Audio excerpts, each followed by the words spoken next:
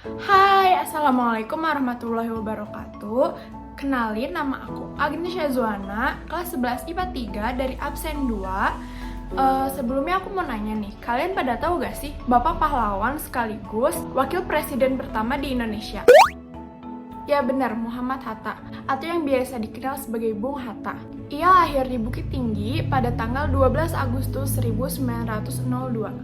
Gak cuma itu aja, Bung Hatta juga dikenal sebagai Bapak Proklamator, Bapak Koperasi Indonesia, dan juga aktivis politik Indonesia. Nah, coba yuk kita lihat apa aja yang udah dilakuin oleh Bung Hatta dari masa ke masa. Ia memulainya di bidang politik saat terpilih menjadi Bendahara Jong Sumatera Bon, wilayah Padang, pada tahun 1916. Pengetahuan politiknya berkembang dengan cepat, sehingga Hatta sering menghadiri berbagai ceramah dan pertemuan-pertemuan politik. Sampai pada tahun 1921, Hatta menetap di Rotterdam, Belanda, dan bergabung dengan sebuah perkumpulan pelajar tanah air yang ada di Belanda, yang bernama Indische Vereniging. Hatta memulai karir jenjang politiknya sebagai bendahara pada tahun 1922, dan menjadi ketua pada tahun 1925. Saat terpilih menjadi ketua PI, Hatta mengumandangkan pidato inaugurasi yang berjudul Struktur Ekonomi dan Pertentangan Kekuasaan.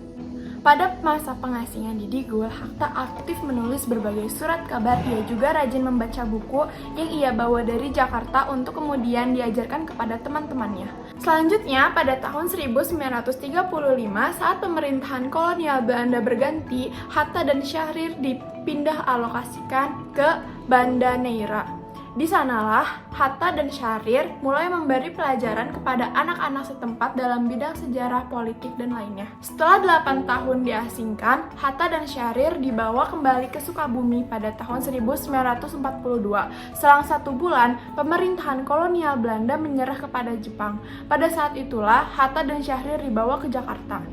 Pada awal Agustus 1945, nama anggota Badan Penyelidik Usaha-Usaha Persiapan Kemerdekaan berganti menjadi nama Panitia Persiapan Kemerdekaan Indonesia, dengan Soekarno sebagai ketua dan Hatta sebagai wakil ketua. Pada Juli 1947, Hatta mencari bantuan ke India dengan menemui Jawaharlal Nehru dan Mahatma Gandhi. Nehru berjanji India dapat membantu Indonesia dengan melakukan protes terhadap Belanda dan agar dihukum pada PBB. Banyaknya kesulitan yang dialami oleh rakyat Indonesia memunculkan aksi pemberontakan oleh PKI. Sedangkan Soekarno dan Hatta ditawan ke Bangka. Perjuangan rakyat Indonesia tidak sia-sia. Pada tanggal 27 Desember 1949, Ratu Julaya memberikan pengakuan atas kedaulatan Indonesia kepada Hatta.